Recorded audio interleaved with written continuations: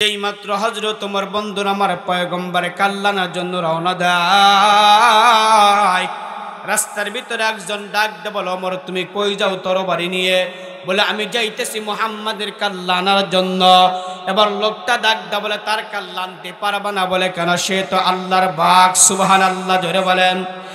এবার হযরত ওমর ডাক দে বলে, এর দুশমন, তুই বুঝি আমার ধর্মে চুনকালি লাগায়া বুঝি মুহাম্মাদের ধর্ম গ্রহণ করেছিস, তোকে এখন হত্যা করব। এবার লোকটা ডাক কয়, ওমর শান্ত হয়ে যাও, শান্ত হয়ে যাও, আমাকে তুমি পরে হত্যা করবা, আগে তোমার পরিবারের খবর নাও। সুবহানাল্লাহ জোরে বলেন। বলে পরিবারের খবর নেব কেমনে? বলে তোমার বোন যে একটা আছে ফাতেমা, বোনির জামাই, তারা তো কালেমা পড়ে মুসলমান হয়েছে। সুবহানাল্লাহ কোন। বলেন তো এখন হযরতের উমরের মন মেজাজ নরম না গরম? জোরে কোন, নরম না গরম? গরম। উনি বলে তুমি আমাকে পরে হত্যা করো, আগে তোমার বোন আছে, ভগ্নিপতি আছে, দেখো ওনারা কিন্তু মুহাম্মাদের ধর্ম গ্রহণ করছে। বলে তাই নাকি? বলে হ। এবার হযরত ওমর রাগান্বিত অগ্নিশর্ম হয়ে গেছেন। উনি এই লোকটাকে ছেড়ে দিয়ে চলে গেছেন বাড়ির দিকে। সুবহানাল্লাহ খান। আল্লাহর বান্দারা ভালো করে কান লাগাম। ও আমার মা বোনেরা, মায়ের বুঝি কান পর্যন্ত যাই মা। যেই মাত্র হযরত ওমর বন্ধুরা আমার বাড়ির দিকে রওনা দিলেন, যেই মাত্র বাড়ির কাছে কাছে গেলেন, দেখেন কোরআন কারীমের বন্ধুরা আমার তেলাওয়াতের আওয়াজ শোনা যায়। সুবহানাল্লাহ কোন। এ মুসলমান ভাইরা, যেই মাত্র হযরত ওমর ঘরের ভিতরে ঢুকলেন, ঢোকার পরে বোনকে ডাক দে বলে, বোন তুমি এটা কি পড়তেছো? বলে এটা হলো আল্লাহ পাকের কোরআন। সুবহানাল্লাহ জোরে কোন। বলেন তো আল্লাহ পাকের কোরআন পড়লে মজা লাগে কি লাগে না? বিশ্বনবীজি বলেন, যেই ব্যক্তি পবিত্র কোরআন থেকে একটা অক্ষর তেলাওয়াত করবে, আল্লাহর পয়গম্বর বলেন তাকে 10টা নেকি দান করা হয়। আর যেই ব্যক্তি মহব্বত আর ভালোবাসে না বন্ধুরা আমার তেলাওয়াত করবে, আমার পয়গম্বর বলেন তাকে 70টা নেকি দান করা হয়। যারা জান্নাত জাহান্নামের কথাকে স্মরণ করিয়া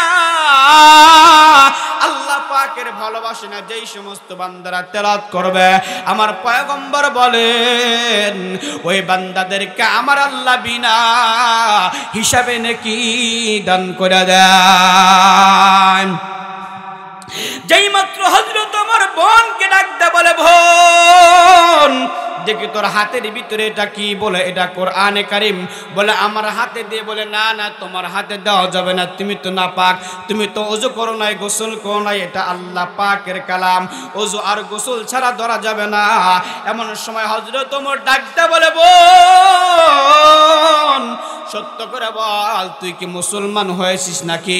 বোন এবার ডাক দে বলে, ভাই আর গোপন রাখতে চাই না, আমি ওই যে মক্কার ভিতরে একজন নবী আছে, তার নাম হলো নবী মুহাম্মাদুর রাসূলুল্লাহ সাল্লাল্লাহু আলাইহি ওয়াসাল্লাম, তার হাতে হাত রেখে আমি কালেমা পড়ে মুসলমান হয়ে গিয়েছি।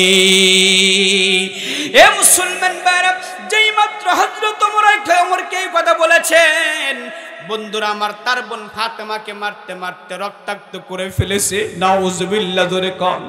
মারতে মারতে রক্তাক্ত করে ফেলেছে। এ মুসলমান, হযরত ওমর ডাকতে বলে, বোন তুই যদি আমাদের এই ধর্মকে না ত্যাগ করিস তাহলে কিন্তু মেরেই ফেলব।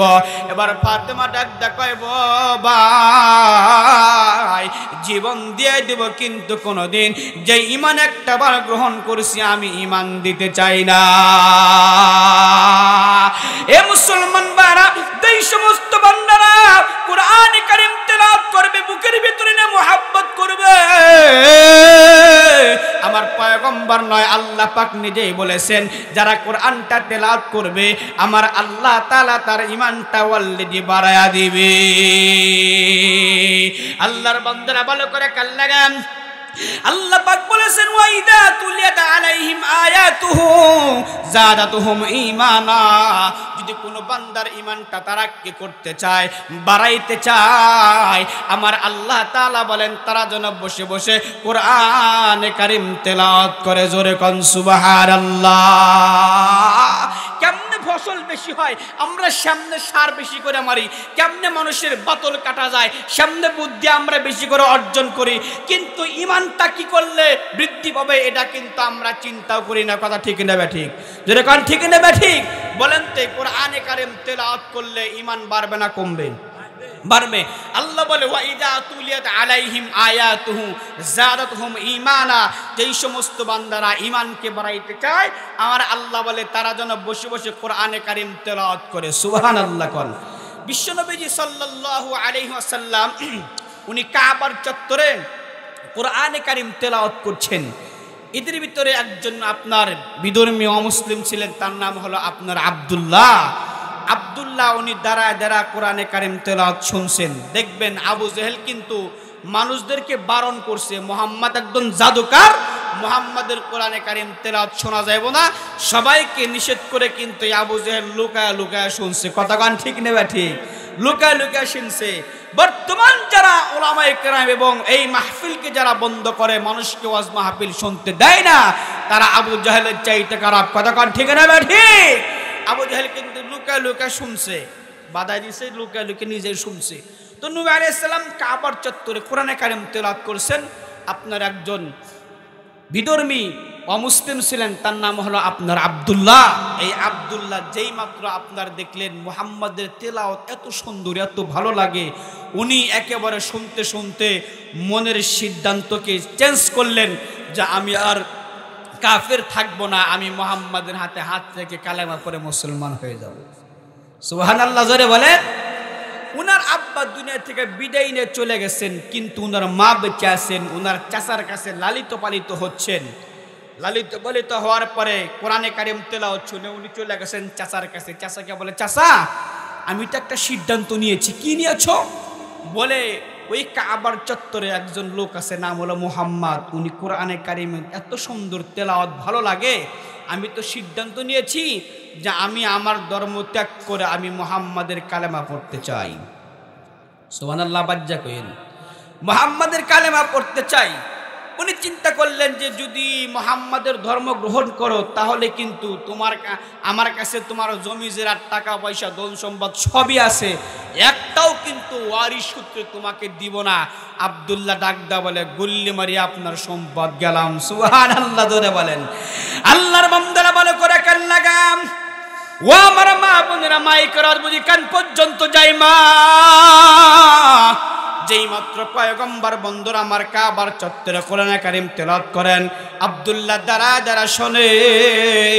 চাচাকে ডাকদা বলে, চাচা ওই যে কাবার চত্বরে মুহাম্মদ এত সুন্দর করে কোরআনে কারিম তেলাওয়াত করে, দিলের ভিতরে অত্যন্ত বড় মজা আর ভালো লাগে। এমন সময় চাচা ডাকদা বলে, বাতিজা তুমি এখন কি বলতে চাও? বলে, আমি আর আমার ধর্মে থাকতে চাই না, আমি মুহাম্মাদের ধর্মে হাতে হাত রেখে কালেমা পড়ে মুসলমান হতে চাই। চাচা এবার ডাকদা বলে, বাতিজা তুমি তো কালেমা পড়ে মুসলমান হবা, কিন্তু তোমার টাকা পয়সা অর্থ করে সম্পদ কিন্তু আমার কাছে আছে।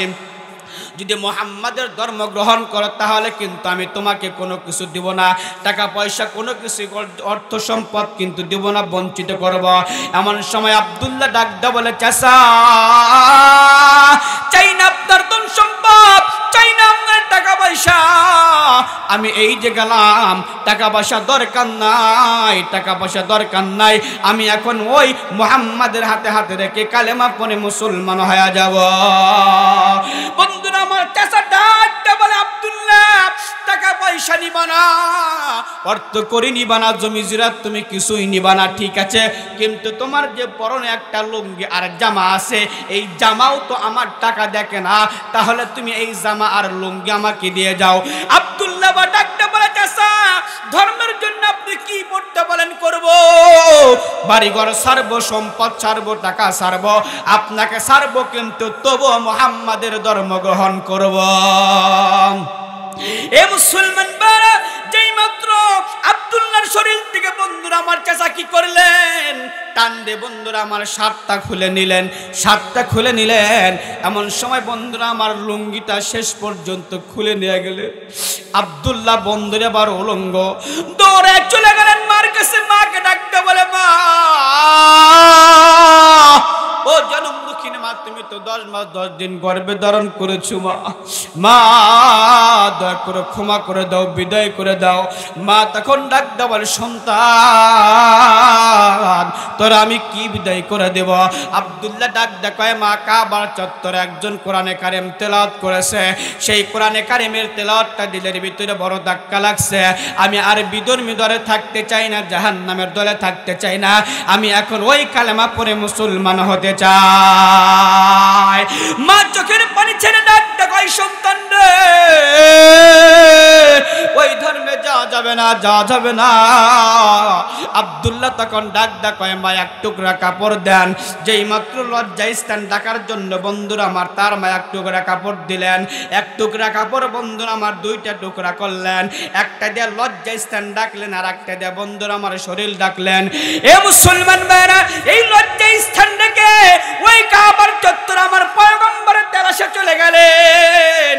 মক্কার ভিতরে গিয়ে ডাক দেওয়া বলে মুহাম্মদ কোথায়, মুহাম্মদ কোথায়? লোকজন ডাক দেওয়া বলে কে তুমি, বাড়ি ঘর কোথায়? বলে জানি না, শুনি না, কিন্তু তো বুঝি না, কিন্তু মুহাম্মদ কোথায়, মুহাম্মদকে দরকার।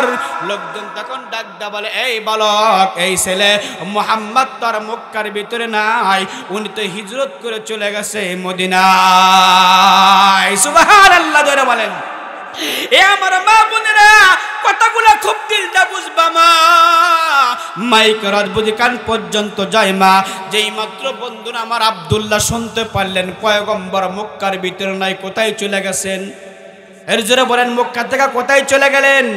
মদিনায় হিজরত করে চলে গেলেন। আব্দুল্লাহ মনটা বড় খারাপ হয়ে গেল। এমন সময় চিন্তা করলো হায় রে, যার জন্য বাড়ি ঘর ছাড়লাম, সম্পদ ছাড়লাম, মাকে ছাড়লাম, সবকিছু ছাড়লাম, কিন্তু ওই লোকটার তালাশ আর পাইতেছি না। এমন সময় আব্দুল্লাহ মনটা খারাপ করে বললেন না না হয় একটু কষ্ট করব। উনি হেঁটে হেঁটে বন্ধুরা আমার উঠে যায়, হেঁটে যায় মক্কা থেকে উনি সেই মদিনার ভিতরে রওনা দিয়া দেয়। সুবহানাল্লাহ জোরে বলেন। এবার মদিনার ভিতরে গিয়া লোকদেরকে ডাকতে বলে লোকেরা ওই যে আপনার মক্কা থেকে একজন যুবক আসছে, যার নাম হলো আখিরি জামানার পয়গম্বর নবী মুহাম্মদুর রাসূলুল্লাহ সাল্লাল্লাহু আলাইহি ওয়াসাল্লাম কোথায়? এমন সময় লোকজন ডেকে বলে এই বালক, তোমাকে তো আমরা চিনি না। বলে চেনার দরকার নাই, আমার বাড়ি হলো মক্কা, আমি আর সেই মুহাম্মদকে খোঁজার জন্য। বলে একজন লোক মক্কা থেকে আসছে, যার নাম হলো নবী মুহাম্মদুর রাসূলুল্লাহ সাল্লাল্লাহু আলাইহি ওয়াসাল্লাম। উনি ওই যে আসহাবী বন্ধুরা আমার আবু আইয়ুব আনসারীর ভিতরে বসায় উনি কোরআনে কারিমের তালিম দেয়। যেই মাত্র একজন বাড়ি দেখা দিলেন, এমন সময় আব্দুল্লাহ বন্ধুরা আমার হাঁটে হাঁটি পা পা করে আবু আইয়ুব আনসারীর বাড়িতে বন্ধুরা আমার চলে গেলেন। সুবহানাল্লাহ জোরে বলেন। যেই মাত্র আমার পয়গম্বর আবু আইয়ুব আনসারীর বাড়িতে সাহাবায়ে কেরামদেরকে কোরআনে কারিমের তালিম দেয়, এমন সময় বন্ধুরা আমার হঠাৎ করে আপনার এই সাহাবী দাপাস করে উনি পিছনে বসে গেছেন। আল্লাহর পয়গম্বরের অমনি তার চোখ মোবারক এই যুবকের উপরে লেগে গেছে। সুবহানাল্লাহ। পয়গম্বর বলতেছেন এই যুবক, তুমি কোত্থেকে আসলা? তোমাকে তো মনে হয় চেনা চেনা মনে হয়, তুমি তো একটা সম্ভ্রান্ত পরিবারের একজন ধনাঢ্য ব্যক্তি ছেলে, তুমি কোত্থেকে আসলা?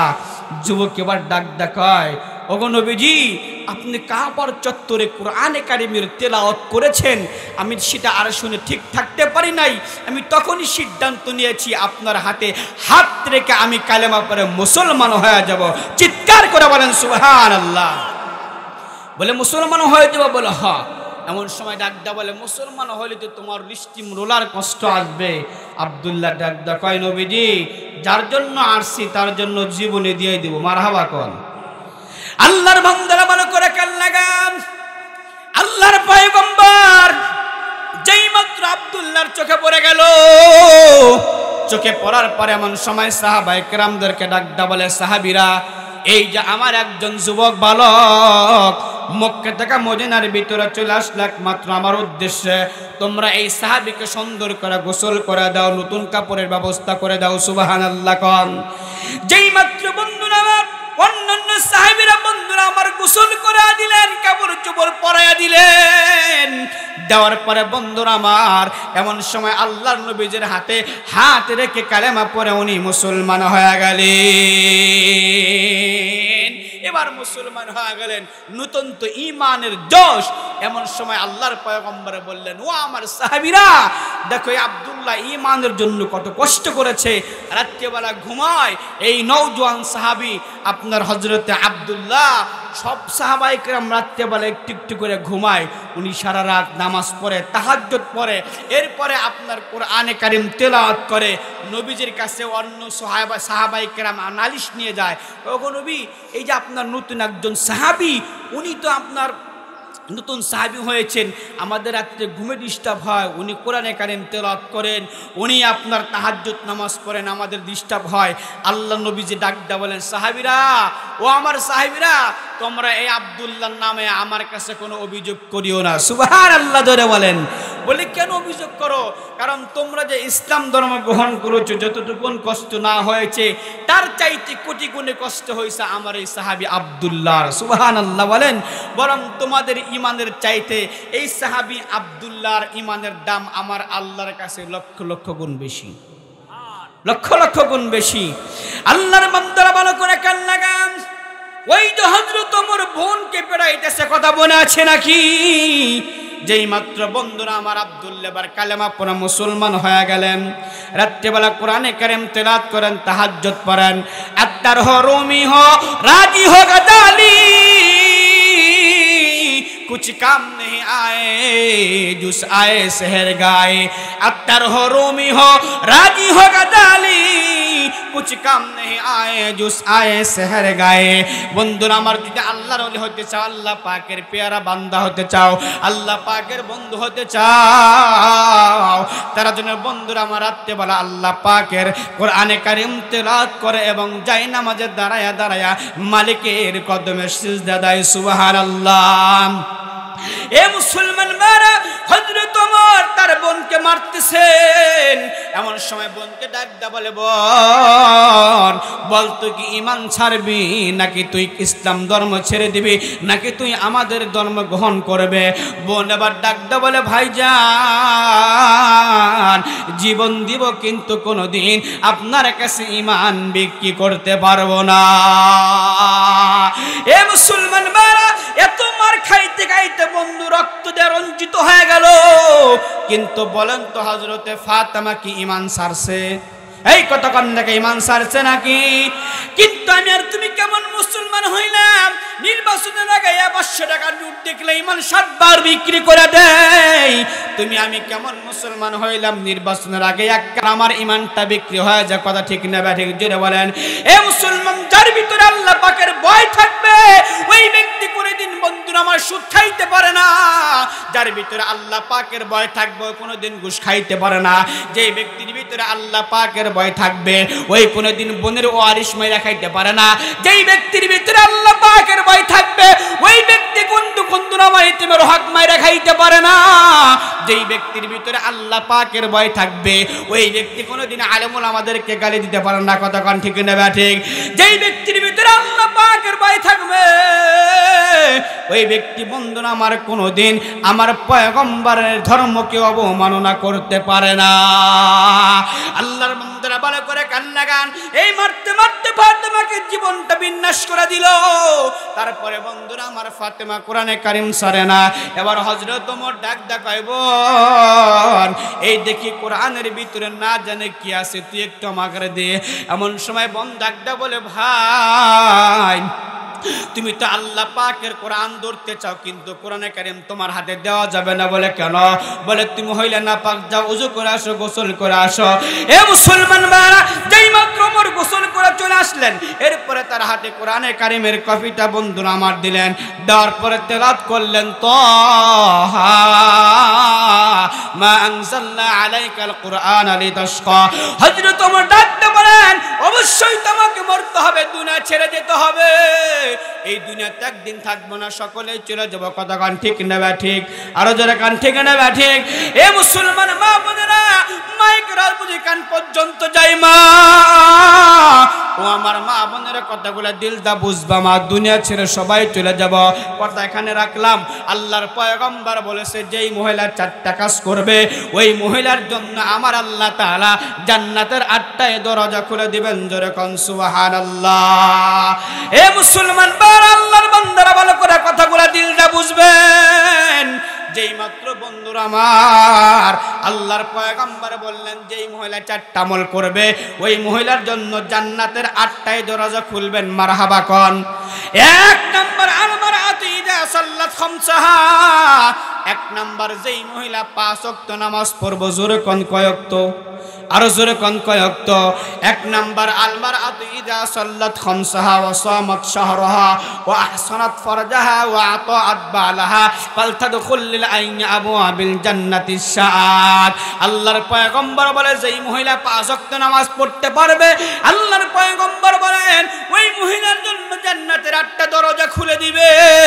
এখন আপনাদের কাছে আমার জিজ্ঞাসা, বলেন তো নামাজ শুধু মহিলারাই পড়বে নাকি আমাদেরও দরকার আছে? আরো জোরে কোন আমাদের দরকার আছে না নাই?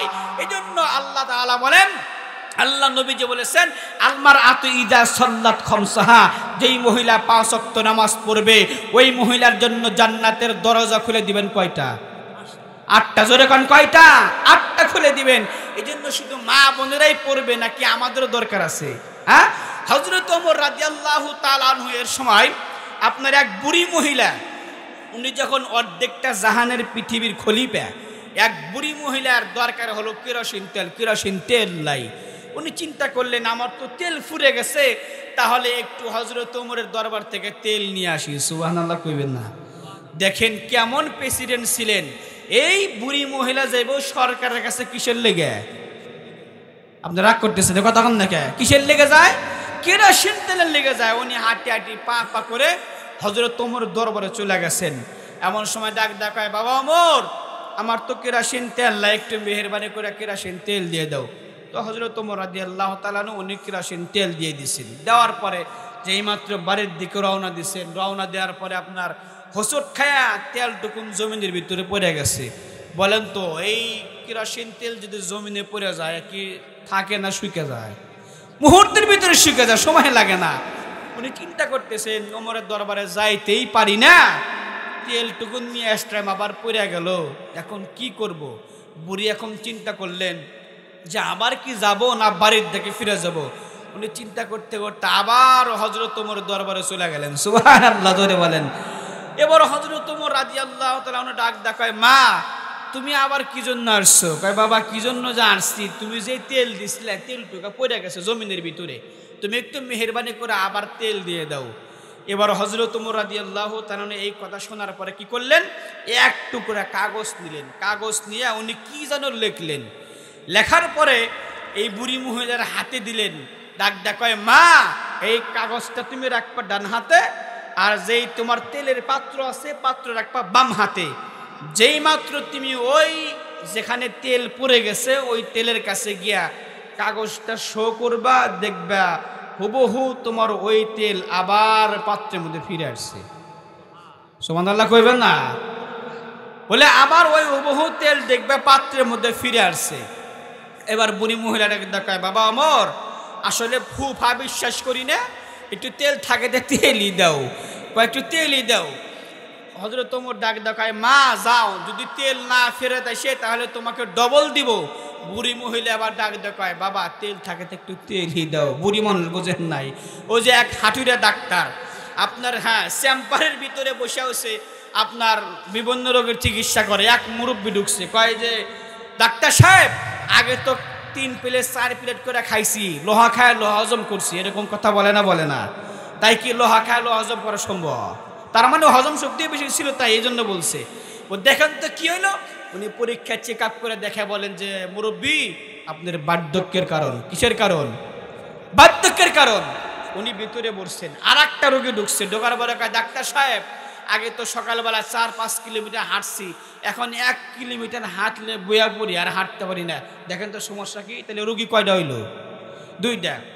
উনি টেস্টমেশ করে দেখে কয় যে মুরব্বী আপনারও বার্ধক্যের কারণ। তাহলে রোগী কয়টা হইল? 2টা।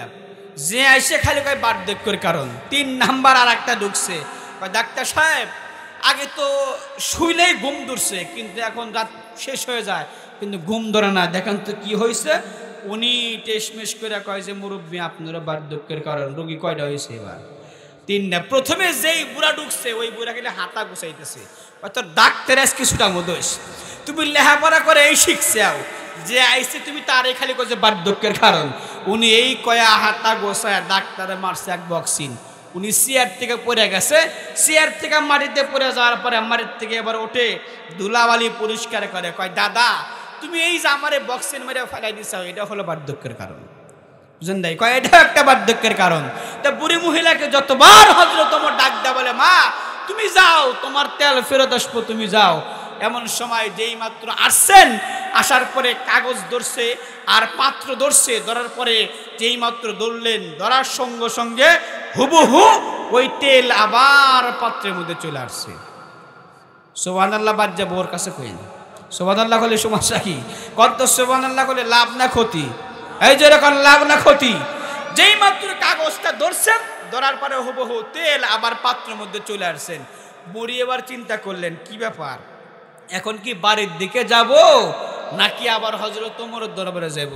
না জানি এই কাগজের মধ্যে কি লিখলো যে ধরলাম আর তেল ফিরে আসলো। সুবহানাল্লাহ কইবেন না?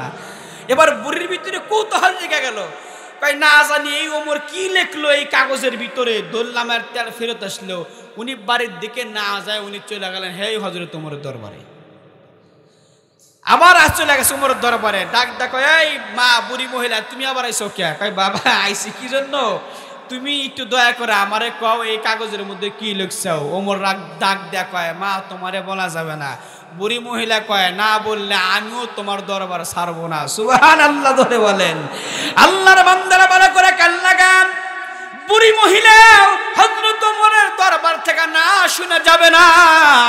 আল্লাহ চাহে তো আমিও না বলে কিন্তু আপনাদের যাইতে দিব, কথা কন্যাকা যাইতে দিব না। এই জন্য বলছিলাম যে এই মহিলা 5 ওয়াক্ত নামাজ পড়বে। 1 নাম্বার আলমার আদিদা সাল্লাত খামসাহা, 1 নাম্বার যেই মহিলা বন্ধুরা আমার নামাজ পড়বে, আল্লাহর পয়গম্বর বলে ওই মহিলার জন্য জান্নাতের 8টা দরজা খুলে দিবেন। সুবহানাল্লাহ জোরে বলেন। এই জন্য নামাজ বলেন তো আমাদের দরকার আছে না নাই? হযরত আব্দুল্লাহ ইবনে মুবারক রাহমাতুল্লাহি আলাইহি উনি অত্যন্ত বড় বুজুর্গ ছিলেন, অত্যন্ত বড় সাংঘাতিক মুহাদ্দিস ছিলেন। উনি যেই মাত্র দুনিয়া থেকে চলে গেছেন, চলে যাওয়ার পরে ওনার শাগরেদ স্বপ্নের মাধ্যমে দেখছেন, ডাকদা বলে, ওস্তাদ জি আপনার সাথে আমার আল্লাহ কেমন ব্যবহার করছেন। এমন সময় ডাকদা বলে, ও আল্লাহ তাআলা আমাকে তামাম জিন্দেগীর গুনাহ খাতা মাফ করে দিয়ে একটা জান্নাতের মেহমান বানিয়ে নিছে। কিন্তু আরো আশ্চর্য কথা হলো, আমার বাড়ির পাশে একজন ছিল কামার, আমার চাইতে এই কামারের জান্নাতটা আল্লাহ আরো বড় বানায় দিছে। সুবহানাল্লাহ বলেন। বলে তুমি কামারের বাড়িতে গিয়ে একটু খোঁজ নইবা, না জানি সে কি আমল করেছেন, যে আমি একজন মুহাদ্দিস মানুষ, আল্লাহ পাকের পিয়ারা বান্দা, কিন্তু আমার নিয়ামতের চাইতে তার নিয়ামতটা আমার আল্লাহ বাড়ায় দিলেন, একটু দয়া করে বাড়িতে গিয়ে শুনেন। সুবহানাল্লাহ জোরে করেন। আল্লাহর বান্দারা ভালো করে কান লাগান। ও আমার মা বোনেরা, মাইকের আওয়াজ বুঝি কান পর্যন্ত যায় মা। যেই মাত্র বন্ধুরা আমার স্বপ্নের মাধ্যমে খাদেমের ঘুম ভেঙে গেল, ঘুম ভাঙার পরে ফজর নামাজ আদায় করিয়া হাঁটি হাঁটি পা পা করে বন্ধুরা আমার চলে গেলেন কামারের বাড়িতে। গেটে গিয়া বলে, আসসালামু আলাইকুম ইয়া আহলে বাইত। এ বাড়িওয়ালারা তোমাদের ভিতরে কে আছো নাকি? এই মুহূর্তে বন্ধুরা আমার কামারের স্ত্রী বের হয়ে চলে আসছেন। ডাক কয়, মা দয়া করে বলেন আপনার স্বামী না জানে কি আমল করেছে। বলে কেন কেন বলেন না, বলেন একটু দয়া করে কি আমল করেছে। এবার কামারের স্ত্রী ডাক দেয়া বলে, আমার স্বামী তো ছিল একজন কামার, লোহা দেয়া লোহা সকাল থেকে সন্ধ্যা পর্যন্ত পিটাইছে, আমার স্বামী তো তেমন কোনো আমল করে নাই। এবার খাদেম ডাক দেয়া বলে, মা এটা তো সাধারণ দুনিয়ার আমল ছিল, বলো আখিরাতের আমল কি ছিল? এবার মহিলা ডাক দেয়, বাবা আমার স্বামীর তেমন কোন আমলের কথা মনে পড়ে না, আমার স্বামীর মাত্র 2টা আমলের কথা মনে পড়ে। সুবহানাল্লাহ জোরে কন। বলে 2টা আমলের কথা মনে পড়ে। বলে কি আমল? 1 নম্বর আমল হলো আমার স্বামী লোহা দেয়া লোহা পিটাইছে, যেই মাত্র মসজিদ থেকে আজান হয়ে গেছে আল্লাহু আকবার আল্লাহু আকবার, আমার স্বামীর যেই মাত্র কানের ভিতর আজান চলে গেছেন, ওনার কিন্তু হাতুর নিচের দিকে নামায় নাই, পিছনের দিকে ফালায় নাই। আজান শোনার সঙ্গে সঙ্গে সোজা হাতুর কানা বন্ধুরা আমার সরাসরি নিচের দিকে ছেড়ে দিয়েছে। একবার চিৎকার করে বলেন মারহাবা। তার মানে হলো আপনার নামাজকে তো গুরুত্ব দিয়েছেন। আল্লাহর পয়গম্বর বলেছেন যে এই সমস্ত বান্দারা নামাজকে গুরুত্ব দিবে, নামাজকে অবহেলা করবে না, গুরুত্ব দিবে। আল্লাহর পয়গম্বর বলেন ওই বান্দাকে কাল করেন কিয়ামতের ময়দানে আমার আল্লাহ তাআলা বান্দাকে ডাইরেক্ট জান্নাতের ফয়সালা করবেন। মারহাবা ধরে বলেন। এ মুসলমান বারা, তার মানে হলো নামাজের এত গুরুত্ব দিয়েছেন। আল্লাহর পয়গম্বর যখন বন্ধুরা আমার মেরাজ করতে গেলেন, মেরাজ করে চলে আসবেন, আল্লাহর পয়গম্বরকে আল্লাহ পাক ডাক দেয়া বলে নবী হে, আপনি তো আমার বাড়িতে চলে আসছেন, আপনাকে আমি কি দিয়ে বিদায় করে দিব? বলে আপনার উম্মতের জন্য আমি 50 ওয়াক্ত নামাজ দান করে দিলাম। মুসা পয়গম্বর ষষ্ঠ আসমানে দণ্ডায়মান। মুসা পয়গম্বর ডাক দেয়া বলে ও গো আল্লাহর নবী, আপনি এত খুশি কেন? আমার নবী যে ডাক দেয়া বলে খুশি হব না? আমার উম্মতের জন্য আমার আল্লাহ নামাজ দান করেছে 50 ওয়াক্ত। সুবহানাল্লাহ। এমন সময় মুসা পয়গম্বর ডাক দেয়া বলে ও গো নবী, আপনার উম্মত এত ওয়াক্ত নামাজ পারবে না, তারা তো অলস হবে, দুর্বল হবে, আপনি একটু মেহেরবানি করে কমায় নিয়ে আসেন। আল্লাহ নবীজি চলে গেছেন। চলে যাওয়ার পরে নামাজ 50-এর ভিতরে 5 কমায় দিয়েছেন, বাকি আছে কত? জোরে কোন কত বাকি আছে? আপনার কি মন খারাপ করতেছেন নাকি? হ্যাঁ, ওয়াজটি ভালো লাগতেছে না নাকি? আপনার এক বক্তা চোখ বন্ধ করে ওয়াজ করতেছে, ভার আমার বন্ধু আমার সর্বনাশ, চোখ খুলে দেখে সামনে একটা শ্রোতাও নাই। বলেন তো বক্তার মন খারাপ হওয়ার কথা কি না? হ্যাঁ, উনি আপনার ডান দিকে তাকাইছেন, তাকায় দেখে আপনার একটা কম্বল মুড়ে লোক বয়ে রয়েছে। কয় ওই এলাকার সব লোক জাহান্নামে যাব, কিন্তু এই লোকটা জান্নাতে যাব কেন? কয় সব লোক গিয়া ঘুমাইছে, আপনি ওয়াজ করতেছেন, কিন্তু আমি জান্নাতে যাব কেন? বলে ওয়াজ শুনতেছি বিদায়। উনি আপনার কি করলেন? কম্বল ফালা ডাক দেয়া কয় হুজুর আমি মাইকালা। হুজুর নাই কয় মাইকালা, আপনার তাসকা আমার কেমন শোনার সময় আছে? বলে মাইক বারো তো আমার ছেড়ে দিলে আমি বাঁচি, তুইও জাহান্নামে যাবি। উনি বাম দিকে তাকাইছেন, বাম দিকে তাকায় দেখি এক বুড়ি মহিলা, খেরেপালা আছে না, খেরেপালা আছে না আপনারা? খেরেপালার আওয়ালে উনি কি করতেছেন? এক বুড়ি মা যার হয়ে কাঁদতেছেন। বক্তা কয় আরে মা তুমি কত ভালো, আল্লাহ পাক তোমার জান্নাত দেখ। বুড়ি মহিলা ডাক দা কয় বাবা তুমি এত বড় দোয়া করা কেন, কি হয়েছে? বলে সব লোক গিয়া ঘুমাইছে, তুমি আমার ওয়াজটা শুনতেছো, আল্লাহ তোমার জান্নাত দেখ। বুড়ি মহিলা ডাক দা কয় বাবা আমার একটা বুড়ানি ছাগল আছিল, বুড়ানি ছাগল গত 3 মাস আগে তুমি যে ওয়াজ করতে চাও, তোমার মুখে যে দাঁড়িয়ে ছিল, আমার ওই বুড়ানি ছাগলের একটু মুখে দাঁড়িয়েছিল দাঁড়িয়ে, কিন্তু এই পুরানি ছাগলটা গত 3 মাস আগে শিয়ালে খাইছে, তোমার এই দাড়ি নড়াচড়া দেখে আমার ওই ছাগলের কথা মনে পড়ে গেছে। চিন্তা করছেন? ওই ছাগলের কথা মনে পড়ে গেছে, এই জন্য আপনারা কি মন খারাপ করলেন নাকি ভাই? হ্যাঁ, কি বলতেছিলাম কথা মনে আছে আপনাদের? কোনটা বলতেছিলাম? হ্যাঁ, নামাজ। আলহামদুলিল্লাহ, নারায়ে তাকবীর। এই জোরে কান নারায়ে তাকবীর। আল্লাহ পাক রব্বুল আলামিন পয়গম্বরকে ডাক দিয়ে বলে নবী আমার, আপনাকে নামাজ দান করলাম 50 ওয়াক্ত, কিন্তু আপনি পারবেন না, উম্মতেরা পারবে না। 5 কমায় দিলাম, বাকি আছে বন্ধুরা আমার 45। এবার চলে আসছেন মুসা পয়গম্বর লগে বন্ধুরা আবার সাক্ষাৎ হয়ে যা। মুসা পয়গম্বর ডাক দিয়ে বলে নবী আপনি কয় ওয়াক্ত কমাইছেন? বলে 5 ওয়াক্ত কমাইছে, বাকি আছে 45। কয় তাও পারবে না, আপনি আবার চলে যান। পয়গম্বর আবার চলে গেলেন, মালিককে ডাক দিয়ে বলে রব্বুল আলামিন নামাজ আপনি আর কমায়া দেন। কমাইতে বন্ধুরা আমার 45 ওয়াক্ত একেবারে মাইনাস করে দিলেন, বাকি আছে কয় ওয়াক্ত? আরো জোরে বলেন কয় ওয়াক্ত? যেই মাত্র 5 ওয়াক্ত নামাজ আল্লাহ পাক রব্বুল আলামিন ফরজ করে দিলেন, আল্লাহ পাক রব্বুল আলামিন বলে দিলেন পয়গম্বর নামাজ দান করলাম আপনাকে 50 ওয়াক্ত, কিন্তু কমাইতে 5 ওয়াক্ত নিয়ে আসলাম, তাই বলে আপনি মন খারাপ করিয়েন না। এ মুসলমান মারা, আল্লাহ পাক রব্বুল আলামিন ডাকটা বলে পয়গম্বর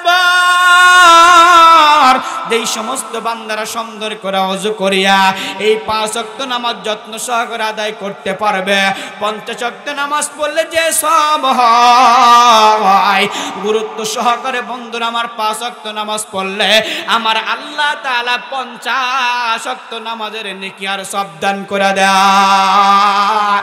এ মুসলমান ভাইরা, শীতকালে আল্লাহর পয়গম্বর হযরতে বন্ধুরা আমার সালমান ফারসি কিনা সফরে বের হয়েছেন। হাঁটতে হাঁটতে বন্ধুরা আমার দেখলেন একটা গাছ থেকে পাতাগুলা ঝাড়ঝাড় করে পড়ছেন। আল্লাহর পয়গম্বর হাত মোবারক লাগাইলেন, দেখে পাতাগুলা বন্ধুরা আমার বেশি করে পড়তেছিল। এমন সময় সালমান ডাক দেয়া বলে, পয়গম্বর বুঝলাম না এই গাছের পাতাগুলা ঝাড়তেছিল, কিন্তু আপনি হাত মোবারক লাগাইলেন আরো পাতাগুলা বেশি করে জোরে পড়ে গেল। আল্লাহর পয়গম্বর ডাক দেয়া বলে, সালমান রে, আমার কোন গুনাহগার উম্মতের ভিতরে যেই সমস্ত বান্দারা সুন্দর করে ওযু করবে, এই গাছের পাতা যেমন করে জোরে জোরে পড়ে যায়, এই নামাজ পড়ার দ্বারা আমার আল্লাহ তাআলা ওই গাছের পাতার মতো আমার বান্দার তামাম জিন্দেগীর গুনাহ আমার আল্লাহ মাফ করে দেয়। এ মুসলমান ভাইরা, এমন সময় কামরের স্ত্রী ডাক দেয়া বলে, বাবা আমার স্বামী নামাজের অত্যন্ত বড় গুরুত্ব দিয়েছে। 2 নাম্বার হলো আমল কি, ওই যে আত্মার হরমি হরাজি হগাজালি। 1 নাম্বার নামাজের গুরুত্ব, 2 নাম্বার হলো যেই মাত্র রাত্রি হয়ে যায় আমার স্বামী আর ঘুমায় না, আমার স্বামী ঘুমায় নাই, আমার স্বামী দাঁড়ায়া দাঁড়ায়া যাই নামাজ বিছায়া বিছায়া আমার মালিকের কুদরতি পায়া সেজদা করেছে। সুবহানাল্লাহ জোরে বলেন। এই জন্য আল্লাহ পাক রব্বুল আলামিন এই জন্য বলেন, যারা নামাজকে গুরুত্ব দিবে, শেষ রাতে আমল করবে, আমার মালিকের কাছে যারা চাইবে, উদউনি আস্তাজিব লাকুম, উদউনি আস্তাজিব লাকুম, আমার আল্লাহ ডাক দেয়া বলে, বান্দা তোর কি লাগবে তুই বল, তুই আমারে ডাক, আমি আল্লাহ তাআলা তোকে সব কিছু দিয়ে দিব। সুবহানাল্লাহ, সবকিছু আমি আল্লাহ তোরে দিয়ে দেব। এই জন্য বলছিলাম 5 ওয়াক্ত নামাজের গুরুত্ব দরকার আছে না নাই? আল্লাহর বান্দারা বড় করে কান লাগাম। যেই মাত্র বন্ধুরা আমার খাদেমকে বললেন 2টা আমল ছিল, 1 নাম্বার হলো 5 ওয়াক্ত নামাজ, 2 নাম্বার হলো বন্ধুরা আমার ওই যে 2 নাম্বার আমল রাত্রেবেলা তাহাজ্জুদ পড়ছে দাঁড়ায়া দাঁড়ায়া। এমন সময় খাদেম ডাক দেয়া বলে, মা আর তোমাকে বলতে হবে না, আর বলতে হবে না। বলে কেন? বলে তোমার স্বামীকে আমার আল্লাহ পাক রব্বুল আলামিন একটা নয় 2টা নয় 10টা দুনিয়ার সমান একটা জান্নাতের মালিক আমার আল্লাহ তোমার স্বামীরে বানায় দিছে। ও আমার মা বোনেরা, বলছিলাম যেই মহিলা 4টা আমল করবে জান্নাতের 8টা দরজা খুলে যাবে। 1 নাম্বার বললাম আল মারাতু ইদা সাল্লাত খামসাহা, 1 নাম্বার হলো 5 ওয়াক্ত নামাজ, 2 নাম্বার অসামাত শাহরাহা, 2 নাম্বার হলো মাহে রমজানের রোজা, 3 নাম্বার ওয়া আতাআত বালাহা ফালতাদখুল আইয়া আবওয়াবিল জান্নাতিশ শাআত। 1 নাম্বার 5 ওয়াক্ত নামাজ, 2 নাম্বার রমজানের রোজা, 3 নাম্বার হলো বন্ধুরা আমার স্বামীর খেদমত, 4 নাম্বার হলো বন্ধুরা আমার পর্দা, যারা বোরকা করবে পর্দা পড়বে। আল্লাহর পয়গম্বর বলে 4টা আমল করলে আল্লাহ পাক রব্বুল আলামিন ওই মহিলার জান্নাতের 8টা দরজা খুলে দেয়। আল্লাহ নবী বলেন 3 নাম্বার হলো বন্ধুরা আমার স্বামীর খেদমত করা। আল্লাহর পয়গম্বর বলে এই দুনিয়া থেকে যদি কোনো স্বামী দুনিয়া থেকে চলে যায় আর যদি স্ত্রী ভালো সাক্ষী দেয় আমার স্বামী খুব ভালো ছিল, আমার পয়গম্বর বলেন ওই স্বামীকে আমার আল্লাহ ডাইরেক্ট জান্নাতে মেহমান বানায় দেয়। সুবহানাল্লাহ। আর যদি কোনো স্ত্রী দুনিয়া থেকে বন্ধুরা আমার বিদায় হয়ে যায়, আল্লাহর পয়গম্বর বলেন যদি স্বামী বলে আমার স্ত্রী আমার বউ খুব ভালো ছিল, আমার পয়গম্বর বলেন ওই স্ত্রীকে আমার আল্লাহ ডাইরেক্ট জান্নাতের মেহমান বানায় দেয়। এই আপনার বর্তমানে আমাদের স্ত্রী স্বামী যারা আছি, নিজের স্ত্রী নিজের স্বামীকে 1 নাম্বার ভালো বলা খুব মুশকিল। কতক্ষণ ঠিক নেবে ঠিক কতক্ষণ থেকে ভালো বলা খুব মুশকিল আছে না নাই? হ্যাঁ আছে। এই জন্য দোস্ত বুজুর্গ আল্লাহ রসুল বলে দিলেন তোমরা খালি স্ত্রী প্রশংসা করবে, স্ত্রী খালি প্রশংসা করবে। প্রশংসা করা নবীর সুন্নাত। আপনার ওয়াজ থেকে রাত্রেবেলা চলে গেছেন বাসায়, যা দেখেন বিবি ঘুমাইছেন, এমন সময় বিবিকে ডাক দেওয়া বলেন যে এই বিবি একটু খাবার দাও। বিবি কয় যে রাকের ভিতরে সেলফির ভিতরে আছে খাবার, তুমি বাইরে নিয়ে খাও। আপনার যেই মাত্র বেরেনা খাইতেছেন তরকারি বলতেছেন হাই রে স্বাদ হইছে রে, যে রাম দিছি মনে হাত ছসে দেখাই। এমন সময় স্ত্রী ডাক দেখায়, বানর, এই বানর, 12 বছর হলো বিয়া হয়েছে, কোনোদিন আমার তরকারির প্রশংসা করলে না, আজকে শরীরটা খারাপ, পাশের বাড়ির বাবির কাছ থেকে তরকারি না দিলাম, আজকে কাউ স্বাদ হয়েছে। কথা কর না কে? 12 বছর হলো বিয়ে হচ্ছে, কোনোদিন আমার প্রশংসা করলে না, আজকে শরীরটা খারাপ, পাশের বাড়ির ভাবির কাছ থেকে একটু তরকারি রেডে দিলাম ছায়া, আর আজকে তোমার প্রশংসা আবার আজকে কাউ স্বাদ হয়েছে। কথা কন, এরকম স্ত্রী আছে না নাই? কথা কন, আছে না নাই? ও আমার মা বোনেরা, আল্লাহ নবী যে বলেছেন যারা স্বামীর খেদমত করবে না তারা জান্নাতে ঢুকতে পারবে না, যারা স্বামীকে সেবা যত্ন করবে না তারা জান্নাতে ঢুকতে পারবে না। আল্লাহ নবী বলেন যারা স্বামীর খেদমত করবে, স্বামীকে মহব্বত করবে, ভালোবাসবে, আল্লাহ রাসূল বলেন ওই মহিলার জন্য আমার আল্লাহ জান্নাতের 8টা দরজা খুলে দিবেন। সুবহানাল্লাহ। জোরে বলেন। 1 নাম্বার বললাম 5 ওয়াক্ত নামাজ, 2 নাম্বার রমজানের রোজা, 3 নাম্বার কি? স্বামীর খেদমত, 4 নাম্বার কি? যেই ব্যক্তি নিজেকে সতীত্বকে হেফাজত করতে পারবে, আমার পয়গম্বর বলে ওই মহিলার জন্য জান্নাতের 8টা দরজা খুলে দিবেন। আল্লাহর বান্দারা ভালো করে কান লাগান। ও আমার মা বোনেরা, মাইকরার বুঝি কান পর্যন্ত যায় মা। যেই মহিলা বন্ধুরা মা নিজের সতীত্ব এবং নিজের শরীরকে হেফাজত করতে পারবে, তার মানে পর্দার মধ্যে থাকতে পারবে, নিজেকে হেফাজত করবে, স্বামীর আমানতকে বন্ধুরা আমার হেফাজত করবে, আল্লাহর পয়গম্বর বলেন তাকে আল্লাহ পাক রব্বুল আলামিন ক্ষমা করে দিবেন। সুবহানাল্লাহ। জোরে বলেন। এ মুসলমান ভাইরা, বিশ্বনবীজি সাল্লাল্লাহু আলাইহি ওয়াসাল্লাম উনি সেজদায় যার যার হয়া বন্ধুরা আমার কাটতেছেন। আল্লাহর পয়গম্বরের বন্ধুরা আমার মেয়ে আম্মা জান ফাতেমা ডাক কয়, নবী হে, ও আব্বা জান আপনি কেন কান্দেন? এমন সময় ডাক কয়, ফাতেমা, আমি যখন মেরাজে গেলাম দেখলাম জান্নাত, দেখলাম জাহান্নাম, দেখলাম জাহান্নামের ভিতরে ওকে মারা দেখি এক ধরনের মহিলাদেরকে আমার আল্লাহ তাআলা তাদের মাথা নিচের দিকে দিয়া, পা উপরের দিকে দিয়া সারা শরীরটা জাহান্নামের আগুন লাগাই দিছে। জোরে কন্না আউযুবিল্লাহ। এ মুসলমান বারা, আল্লাহর পয়গম্বর মেয়ে ফাতেমা ডাকদা বলে, আব্বা জান, জানতে চাই ওই সমস্ত মহিলাদেরকে কেন আল্লাহ পাক কেমন থেকে আযাব আর গজব দেয়? আল্লাহর পয়গম্বর তখন ডাকদা বলে, মা, ওই সমস্ত মহিলারা যেই মাত্র ঘর থেকে বের হয়েছে, গায়ের ভিতরে ওড়না নাই, বুকের ভিতরে ওড়না নাই, চুলগুলা খোলা রাখছে এবং পর পুরুষের সামনে তারা চলাফেরা করেছে, বলেন তো এরকম বেপরদা মহিলা এই পরলসন গাছা আছে না নাই? ও আমার মা বোনেরা, মাইকরার বুঝে কান পর্যন্ত যায় মা, যেই সমস্ত বান্দারা নিজের সতীত্বকে হেফাজত করবে না, আল্লাহর পয়গম্বর বলে তারা জাহান্নামের দিকে চলে যাবে। বলেন তো আমাদের এই বাংলাদেশের ভিতরে এবং এক ওয়াক্ত নামাজও পড়ে না, সারাদিন ইস্টার জালসা, জি বাংলা আর কিরণমালা, সারা রাত্রে বেলা ভারতের সিরিয়ালগুলো দেখে, বলেন তো এমন মহিলা এই এলাকা আছে না নাই? আছে। আগে এক সময় দেখবেন, মুরব্বিরা করতে পারবেন, দেখবেন এক সময় আপনার ফজরের আজানের আগেই দেখবেন মা বোনেরা বাড়ির আঙ্গিনা আশপাশ ঝাড়ু দিয়ে পরিষ্কার করত, আর ফজরের নামাজ আদায় করে তারা কিন্তু গুনগুন আওয়াজে কোরআনে কারিমের তেলাওয়াত করেছে। কতক্ষণ ঠিক নেবে? ঠিক। বলেন তো সেই সময়টাকে এখন আর আছে? কতক্ষণ নাকি আছে? থাকবেই বা কেমনে? ওই যে রাত্রে আপনার 10টা 11টা 12টা পর্যন্ত স্টার জালসা, জি বাংলা, কিরণমালা, মা নাটক, কটকটি সিরিয়ালগুলা দেখতে দেখতে 12টা বাজায়, আর সকালে ফজরের আগে উঠবে ভাই কেমনে? উনি আপনার সকাল 9টার আগে ঘুম থেকে উঠতে পারে না। কতক্ষণ ঠিক নেবে? ঠিক। বর্তমানে আমাদের সমাজের ভিতর থেকে মা বন্ধুরা হায়া লজ্জা আস্তে আস্তে বিদায় নিচ্ছে। কতক্ষণ ঠিক নেবে? ঠিক। আগে দেখেছি, শুনেছি আপনার শ্বশুরের সামনে বেটার বউ ভাত খাইতেও লজ্জা পাইতো। কতক্ষণ নাকি? হ্যাঁ, ভাত খাইতেও লজ্জা পাইতো, কিন্তু ইদানিং শ্বশুর শাশুড়িকে মানুষই মনে করে না। আছে না নাই? আছে, বহু রয়েছে। এজন্য মা বলবো, মা আল্লাহর রাস্তায় এগুলা বাদ দেন, স্টার জালসা, জি বাংলা, কিরণমালা বাদ দিয়ে সকালবেলা ফজরের সময় কোরআনে কারিমটা নিজে নামাজ পড়ে তেলাওয়াত করেন। আল্লাহর পয়গম্বর বলে যেই ঘরের ভিতরে কোরআনে কারিমের তেলাওয়াত হয়, আমার আল্লাহ তাআলা আসমান থেকে বৃষ্টির মতো রহমত নাজিল করে দেয়। এই জন্য ইশতেহার জালসা জি বাংলা দেখা বাদ দেওয়া হবেন তো ইনশাল্লাহ। আপনারা নাকি বলেন? মা বোনেরা মনে হয় খেপে গেছে আমার প্রতি, নাকি বলেন? হ্যাঁ, কয় হুজুর আবার ইশতেহার জালসা জি বাংলা কোত্থেকে পাইলো? তার মানে হুজুরে বোধহয় দেহে কথা কন, ঠিক নেবে ঠিক ওনারা মনে করতেছে। বলেন তো সব কিছু কি আপনার দেখে বলতে হয় না কিছু অনুমান করে বলা যায়? কথা কন না, অনুমান করে বলা যায় না? ইমামে আলো করছে, কয় হুজুর আপনি তো বড় ইমাম, বড় হুজুর, বলেন তো মানুষের পায়খানা তিতে না মিটে?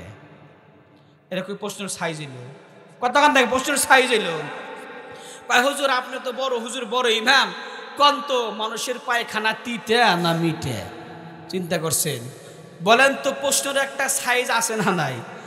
12 বছর হলে এক যুবক বিয়া করছে, শ্বশুর বাড়ি গিয়ে আব্বা আম্মা কয় ডাকে না, এরকম মরদ আছে না নাই?